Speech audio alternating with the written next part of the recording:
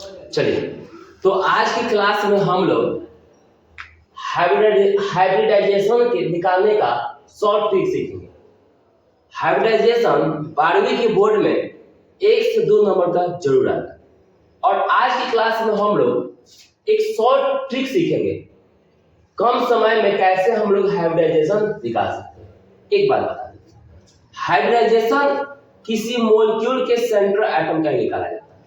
अगर कोई मॉलिक्यूल है, अगर उस मॉलिक्यूल में पूछे कि हाइब्रिडाइजेशन बताइए, तो हम मॉलिक्यूल के सेंट्रल एटम का ही हाइब्रिडाइजेशन निकाला जाता है। हाइब्रिडाइजेशन निकाला जाता है किसी भी मॉलिक्यूल के सेंट्रल एटम का ही हम लोग क्या करते हैं, हाइब्रिडाइजेशन निकालते हैं। तो आइए छोटा सा ट्रिक आपके सामने रखते हैं और उस ट्रिक की सहायता से हम लोग हाइब्रिडाइजेशन निकालना सीखेंगे।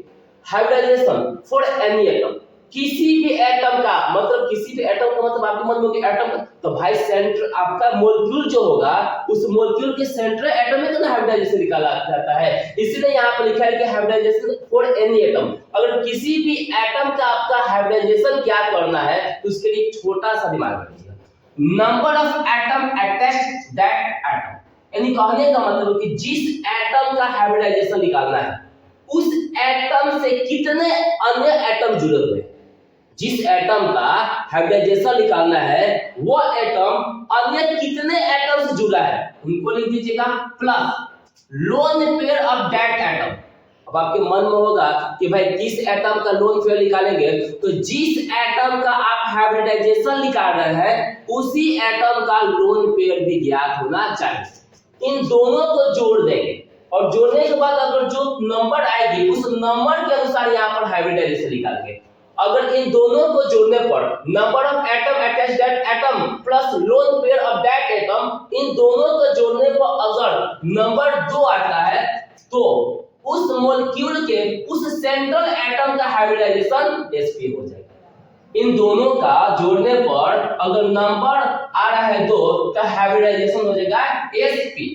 sp हाइब्रिडाइजेशन का मतलब हुआ कि s का हाइब्रिड ऑर्बिटल और p का हाइब्रिड ऑर्बिटल दोनों आपस में मिलकर और sp हाइब्रिडाइजेशन का निर्माण किया है। अगर टोटल नंबर ऑफ 3 आता है, इन दोनों को जोड़ने पर अगर 3 आता है तो हाइब्रिडाइजेशन sp2, यानी s के एक हाइब्रिड ऑर्बिटल और p के 2 हाइब्रिड ऑर्बिटल। अगर इन दोनों को जोड़ने पर number of atom attached that atom और lone pair of that atom, दोनों को जोड़ने पर अगर नंबर आपका 5 आता है, दोनों को जोड़ने पर नंबर 5 आता है, तब हाइब्रिडाइजेशन होगा sp3d। sp3d यानी एक s के हाइब्रिड ऑर्बिटल, 3 p के हाइब्रिड ऑर्बिटल और एक d के हाइब्रिड ऑर्बिटल। अगर नंबर 6 आता है, दोनों को जोड़ने पर, इन दोनों को जोड़ने पर अगर नंबर 6 आता है तो हाइब्रिडेशन होता है sp3d2 sp3d2 sp3d2। अगर नंबर 7 आ जाए, इन दोनों को जोड़ने पर अगर नंबर 7 आता है तो भाई हाइब्रिडेशन होता है sp3d। अगर मान लीजिए दोनों को जोड़ने पर 8 आ जाए तो भाई सिंपल सी बात बोल सकते हैं sp3d4। ये आपका नंबर पता होना चाहिए कि कितना नंबर का कितना हाइब्रिडाइजेशन होगा।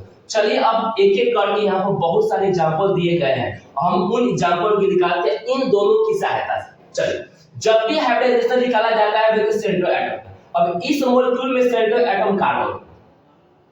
अब आपके मन में होगा कि भाई किसी भी मॉलिक्यूल में हम सेंट्रल एटम कैसे ज्ञात करेंगे, तो देखिए किसी भी मॉलिक्यूल में अगर सेंट्रल एटम ज्ञात करना है तो उस मॉलिक्यूल में जिसकी एटम कम होगी वही सेंट्रल एटम होता है। तो देखा जाए CH4 में हाइड्रोजन का 4 परमाणु है और कार्बन के 1 परमाणु है, यानी इस मॉलिक्यूल में कार्बन ही वह परमाणु है जिसकी एटम की नंबर कम है, इसलिए यहाँ पर कार्बन ही क्या होगा, सेंट्रल एटम होगा।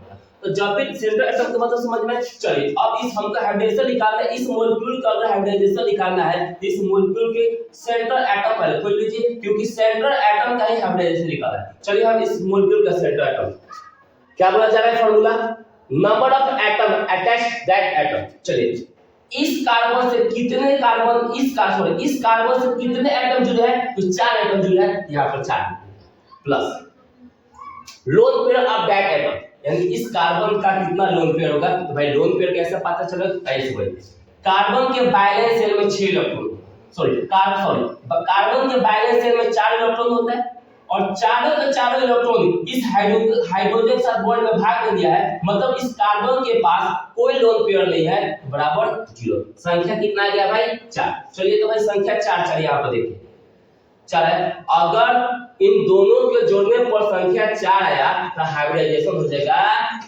sp3। अगर आपसे कोई पूछे कि बताइए CH4 में कार्बन का हाइब्रिडाइजेशन कितना होता है तो हम बोलेंगे sp3। इसी प्रकार और यहाँ पे एग्जांपल दिया गया। चलिए यहाँ पर आपका सेंट्रल एटम नाइट्रोजन होगा और ये नाइट्रोजन 3 एटम से अटैच है, तो चलिए यहाँ पे लिख देंगे 3 प्लस लोन पेयर ज्ञात करते हैं। नाइट्रोजन के वैलेंस शेल में 5 इलेक्ट्रॉन होता है।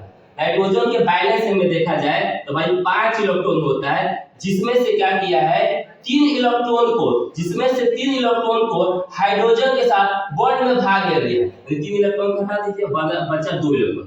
2 इलेक्ट्रॉन बराबर आपका बचा एक लोन पेयर, एक एल्केन, एक लोन पेयर। चलिए रफ में कर दिए, यानी इसके पास लोन पेयर जो बचा वो बचा एक। अब इसकी संख्या ज्ञात किया जाए तो इसकी भी संख्या 4 आती है। अच्छा, जिसकी संख्या 4 आ जाए, इन दोनों को जोड़ने पर अगर संख्या 4 आता है तो हाइब्रिडाइजेशन होता है sp3। इसका भी हाइब्रिडाइजेशन होगा sp3। यानी अगर आपसे कोई पूछे कि बताइए NH3 में नाइट्रोजन का हाइब्रिडाइजेशन कितना है तो हम बता सकते हैं sp3। चलिए आगे और एग्जांपल समझते हैं। यहाँ पर दिया गया H2। भाई अगर H2 में पूछा जाएगा तो आपका सेंट्रल एटम ऑक्सीजन होगा, क्योंकि ऑक्सीजन की यहाँ पर संख्या कम है, इसलिए ऑक्सीजन यहाँ सेंट्रल एटम है। अब ये सेंट्रल एटम कितने एटम से अटैचमेंट है तो 2 हाइड्रोजन एटम से अटैचमेंट है, इसलिए यहाँ पर 2 लिख देंगे प्लस। अब ये ऑक्सीजन के देखा जाए, अब लोन पेयर की काम है तो ऑक्सीजन के वैलेंस शेल में 6 इलेक्ट्रॉन होते हैं, जिसमें से 2 इलेक्ट्रॉन इस हाइड्रोजन 2 इलेक्ट्रॉन को क्या किया है कि हाइड्रोजन के साथ में बॉन्ड बना लिया, तो इसके पास जो बैलेंस इलेक्ट्रॉन बचा 4 बचा, यानी 4 बराबर 2 लोन पेयर होता है। क्योंकि जब भी लोन पेयर होते हैं तो जोड़ा में होता है, यानी 2 इलेक्ट्रॉन बराबर 1 लोन पेयर, 1 लोन पेयर बराबर 2 इलेक्ट्रॉन। चलिए तो यहाँ पर आपका है 2, संख्या देखा जाए 4। अगर संख्या 4 आ गया तो भाई हाइब्रिडाइजेशन क्या हो जाएगा sp3। तो देखिए कितना इजी होगा। चलिए अगला देखते हैं। यहाँ पर ये सेंट्रल एटम हो जाएगा, तो भाई ये कितने एटम से जुड़ा है भाई तो 4, यहाँ पर लिख देंगे 4 प्लस भाई लोन पेयर क्या है। तो भाई हम लोग जानते हैं कि जिनॉन के वैलेंस शेल में 8 इलेक्ट्रॉन होता है और 8 इलेक्ट्रॉन में से 4 इलेक्ट्रॉन इस फ्लोरीन के साथ बॉन्ड में भाग ले लिया है। अब इस जिनॉन के पास 4 इलेक्ट्रॉन बचा, मतलब 2 लोन पेयर बचा, संख्या भाई 6। चलिए 6 के लिए क्या बदल गया sp3d2, इसका हाइब्रिडेशन हो गया sp3d2। अगर कोई पूछे कि ACF4 में Xe जिनॉन का हाइब्रिडाइजेशन कितना होता है, भाई हम बता सकते हैं sp3d। चलिए आगे हम लोग समझते हैं, यहाँ पे 7 आगे हम लोग समझते हैं IF7। चलिए यहाँ पर आयोडीन जो हुआ, ये आयोडीन सेंट्रल एटम हुआ, तो भाई अच्छा ये आयोडीन कितने एटम से अटैचमेंट है तो भाई 7 एटम से अटैचमेंट है। यहाँ पर लिखेंगे 7 प्लस, यहाँ पर हम लिख दें 7 प्लस। चला जाए आयोडीन के बैलेंस इलेक्ट्रॉन की संख्या 7 होता है और सातों के सातों इलेक्ट्रॉन इस फ्लोरीन के साथ भाग ले लिया है, तो इस आयोडीन के पास किसी भी प्रकार का बैलेंस शेल नहीं है, यानी किसी भी प्रकार के इसके पास लोन पेयर नहीं है, तो लोन पेयर बराबर 0। अब भाई संख्या गया 7। अगर दोनों को जोड़ने इसको जोड़ने पर अगर संख्या 7 आता है तो हाइब्रिडाइजेशन होता है sp3d3, sp3d3, यानी हाइब्रिडेशन हो जाएगा sp3d3। चलिए अगला हम लोग एग्जांपल समझते हैं XeO3 का। सबसे पहले भाई सेंट्रल एटम खोजेंगे, यहाँ पर सेंट्रल एटम आपका X ही है, जिनॉन ही है। चलिए ये कितने एटम से भाई जुड़ा हुआ है तो 3 एटम से, यहाँ पर लिख देंगे 3 प्लस लोन पेयर। अब आइए यहाँ पर लोन पेयर के बारे में समझते हैं। देखिए एक ऑक्सीजन जो होता है ये 2 बॉन्ड बनाता है, एक ऑक्सीजन 2 बॉन्ड बनाता है, एक ऑक्सीजन 2 बॉन्ड बनाता है। तो यहाँ पर 3 ऑक्सीजन है तो 6 बॉन्ड बना दे, मतलब 6 इलेक्ट्रॉन के यूज कर लिया।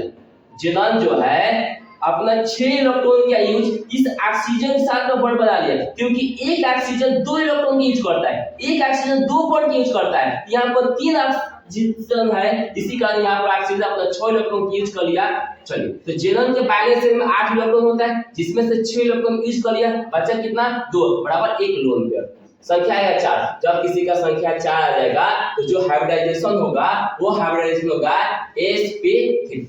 चलिए आगे हम लोग समझते हैं, ये F2 होगा, आगे समझते हैं XeO2F2। चलिए यहाँ पर भी हमारा सेंट्रल एटम जेनॉन ही होगा। चलिए अब बताइए यहाँ पर कितने एटम से किया है, तो ऑक्सीजन से 2 गो और फ्लोरीन से 2 गो। तो यहाँ पर देखा जाए कि ये जेनॉन टोटल 4 एटम से अटैचमेंट है, यहाँ हम लिख देंगे 4 प्लस। अब ज्ञात करना है लोन पेयर। देखिए लोन पेयर यहाँ पर कैसे ज्ञात करेंगे, ऑक्सीजन भाई 2 बॉन्ड बनाता है तो यानी 4 इलेक्ट्रॉन यूज कर लिया, और फ्लोरीन भाई 2 इलेक्ट्रॉन यहाँ पे यूज कर लिया, टोटल आपका 6 इलेक्ट्रॉन यूज हो गया। अच्छा देखा जाए तो जेनॉन के बैलेंस शेल में आपके बैलेंस इलेक्ट्रॉन जो होता है वो आपका होता है 8, और 8 में से बचा 6 इलेक्ट्रॉन यूज कर लिया, बचा 2 इलेक्ट्रॉन बराबर 1 लोन पेयर। तो 4 और 1 लोन पेयर बराबर 5। चलिए अब 5 आ रहा है, देखा जाए तो 5 के लिए क्या है sp3d, sp3d यहाँ पर लिख देंगे sp3d। चलिए आगे हम लोग समझते हैं, आगे हम लोग निकाल कर चेक करते हैं, ये दोनों सेम हो गया है। चलिए आगे हम इस पर बात करते हैं sf4। चलिए यहाँ पर देखा जाए तो जो सेंट्रल एटम है वह सल्फर, यहाँ पर जो सेंट्रल एटम है वह सल्फर है, और सल्फर फ्लोरीन के साथ 4 बॉन्ड बनाया, मतलब सल्फर इस फ्लोरीन 4 फ्लोरीन के साथ अटैचमेंट किया है। तो यहाँ पर लिखेंगे जितना नंबर ऑफ अटैचमेंट होता है वो लिख देंगे, यहाँ पर लिखेंगे 4 प्लस। चलिए भाई इस सल्फर का लोन पेयर क्या करते हैं, तो हम लोग जानते हैं कि जो सल्फर होता है वह सल्फर के बैलेंस शेल में 6 इलेक्ट्रॉन होता है, यानी सल्फर का जो बैलेंस इलेक्ट्रॉन हुआ वह 6 इलेक्ट्रॉन हुआ, और 6 इलेक्ट्रॉन में से 4 इलेक्ट्रॉन इस फ्लोरीन के साथ बॉन्ड में भाग। अब इस सल्फर के पास बचा 2 इलेक्ट्रॉन, मतलब 1 लोन। दोनों संख्या को जोड़ा जाए तो 5, और 5 के लिए हाइब्रिडाइजेशन हो जाएगा sp3d2 sp3d। चलिए अब आपके मन में एक बात आ रहा होगा कि भाई लोन पेयर क्या होता है। तो देखिए लोन पेयर का मतलब होता है कि बैलेंस शेल के इलेक्ट्रॉन किसी भी बॉन्डिंग में भाग लेते हैं, और बैलेंस शेल के इलेक्ट्रॉन बॉन्डिंग में भाग लेने के बाद जितना इलेक्ट्रॉन किसी एटम के बैलेंस शेल में बचता है वही इलेक्ट्रॉन लोन पेयर है। चलिए अगला यहाँ पर देखा जाए, एक यहाँ पर एक मॉलिक्यूल एक आयन का हम लोग हाइब्रिडाइजेशन निकालकर सीखेंगे। अभी तक जितना भी हम लोग हाइब्रिडाइजेशन निकाले तो वह हम लोग निकाले मॉलिक्यूल का, अब हम लोग निकालते हैं किसी आयन का।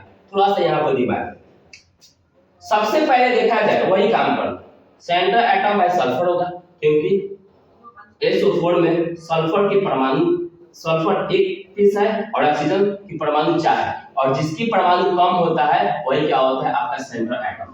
तो चलिए ये कितने एटम से जुड़ा है भाई, तो 4, यहाँ पे लिख देंगे 4 प्लस लोन पेयर याद।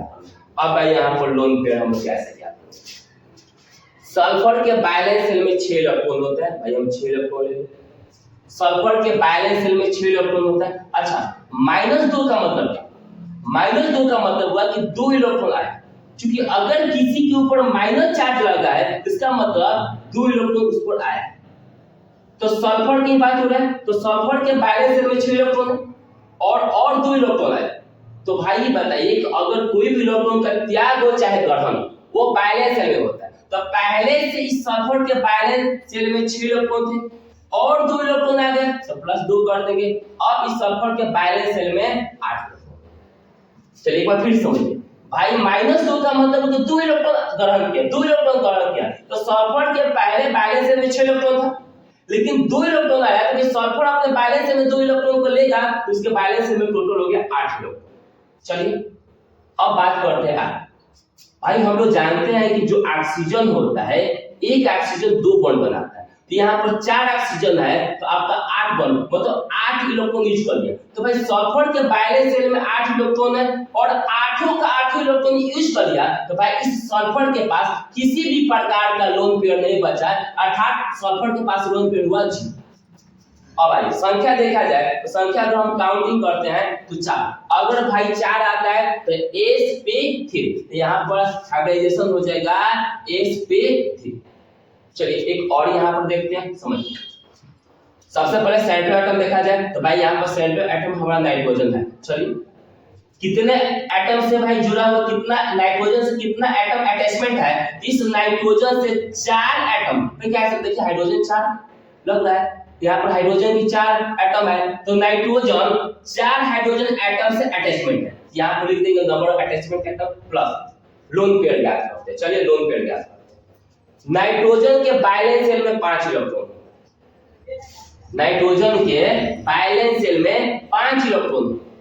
अगर इसके ऊपर प्लस है तो प्लस का मतलब हुआ 1 इलेक्ट्रॉन की कम। अगर किसी के ऊपर प्लस चार्ज है इसका मतलब हुआ कि पाकापाकी यहाँ से 1 इलेक्ट्रॉन की कमी हुआ होगा तभी इसके ऊपर प्लस है। तो देखिए तो नाइट्रोजन के वैलेंस शेल में 5 इलेक्ट्रॉन और 1 इलेक्ट्रॉन की कमी हुआ, मतलब भाई जिस एटम का आप निकालिएगा हाइब्रिडाइजेशन उसी एटम का लोन पेयर होगा, वही एटम इलेक्ट्रॉन को त्याग करेगा, वही एटम इलेक्ट्रॉन को ग्रहण करेगा। यानी यहाँ पर नाइट्रोजन को NH4 को प्लस आया तो नाइट्रोजन पाकापाकी अपने 1 इलेक्ट्रॉन को त्याग किया है तभी इसको प्लस है। तो भाई देखिए कोई भी एटम इलेक्ट्रॉन का त्याग करता है तो वैलेंस शेल में से त्याग करता है, तो नाइट्रोजन के वैलेंस शेल में पहले 5 इलेक्ट्रॉन था, लेकिन जैसे प्लस आ गया मतलब 1 इलेक्ट्रॉन को त्याग कर दिया, इसके पास वैलेंस शेल में इलेक्ट्रॉन की संख्या बचा 4।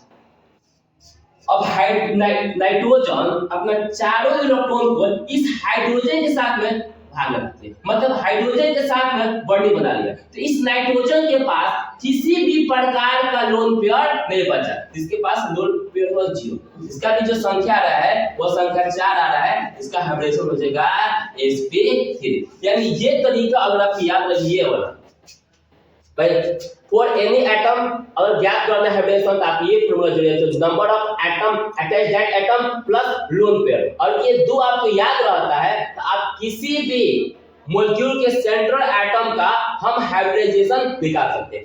ये एक सवाल आप जरूर कमेंट बॉक्स में बनाकर सेंड कीजिए। एक सवाल आपको HW दिया जाता है और ये आपके कमेंट बॉक्स में हम इसका आंसर चेक कर सकते हैं। धन्यवाद।